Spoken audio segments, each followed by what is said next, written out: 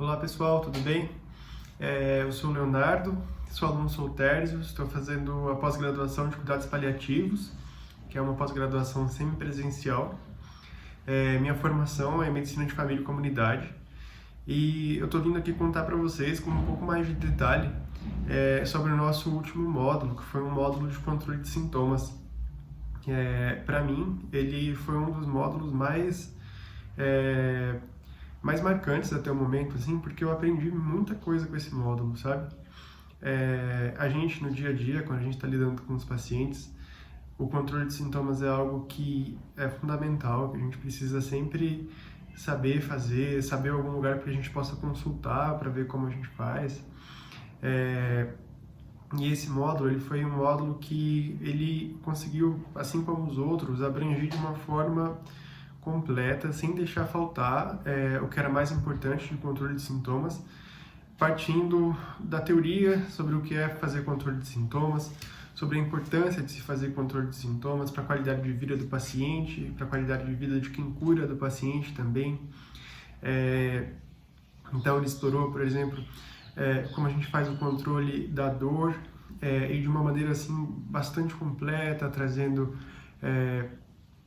a teoria sobre a escala analgésica da dor, como é que a gente avalia isso, que tipo de medicação funciona melhor para cada tipo de dor. Então, por exemplo, quando é que o paciente responde bem ao opioide, quando é que talvez a gente mesmo usando o opioide pode ser que o paciente não responda tão bem àquela dor, por exemplo, como acontece nas dores neuropáticas. E em complemento às aulas também o material veio trazendo uma teoria que permitia uma consulta sobre esses temas. Então, por exemplo, quando a gente está explorando a dor, a aula trazia bastante sobre o uso das medicações, explorando também o uso de opioide, e aí o material complementava, trazendo como é que se faz isso no dia a dia, como é que se faz isso de forma segura, quando você precisa fazer, por exemplo, uma rotação de opioide. E também outros sintomas que são muito importantes e prevalentes no cuidado paliativo, como, por exemplo, a constipação, que é algo que quem trabalha com cuidado paliativo enxerga muito, é bastante comum, por causa, por exemplo, do uso de dieta industrializada pelos pacientes que usam sonda nasoenteral ou gastrostomia. Também pela imobilidade, porque muitas vezes o nosso paciente em cuidado paliativo está acamado, então ele não tem a movimentação para ajudar o funcionamento intestinal dele normal. E o quanto a constipação não tratada pode impactar na vida do nosso paciente, né, na qualidade de vida dele, e também a angústia que causa em quem cuida. Então, abordar isso de uma maneira adequada e ampla, como foi feita no curso, é muito importante, porque a gente precisa conseguir compreender e tratar muito bem a constipação. Outros sintomas assim que foram muito bem explorados, como por exemplo o delírio, como é que a gente avalia fatores de risco para delírio. Muitas vezes a gente acaba tratando com medicação uma coisa que, se a gente conseguir controlar os fatores de risco, a gente consegue melhorar já sem precisar usar nenhum tipo de remédio, né?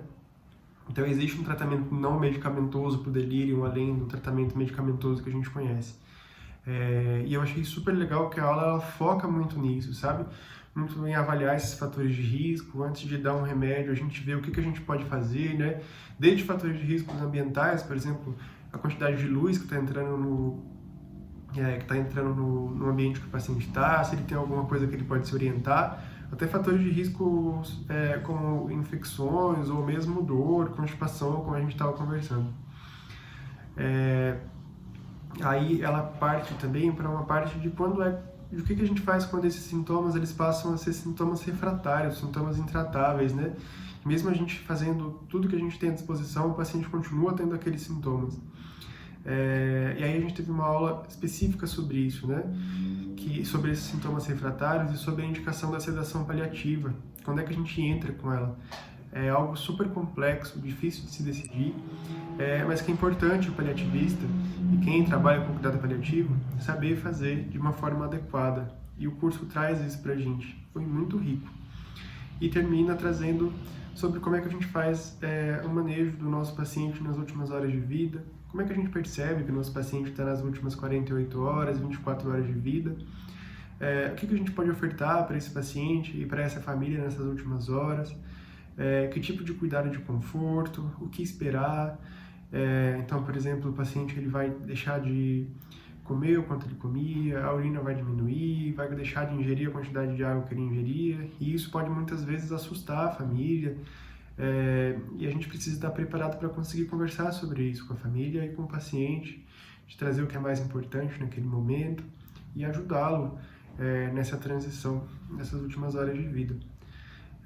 Então esse módulo ele foi um módulo que foi muito bem estruturado, assim, que abordou de uma maneira muito ampla os temas de controle de sintomas. Fiquei assim, muito animado de fazer esse módulo, e já conto para vocês que o nosso próximo encontro ele vai ser um encontro presencial, então eu vou trazer um pouco mais, ser um pouco diferente assim, as informações que eu vou trazer para vocês. E ele vai ser um módulo de comunicação de más notícias. Eu confesso que eu estou muito ansioso para fazer esse módulo, e para encontrar o pessoal do curso presencialmente, para encontrar os professores e também para estudar esse assunto assim que é tão rico, né? E aí eu vou trazer um pouquinho disso para vocês quando eu vier falar do próximo módulo. Um abraço!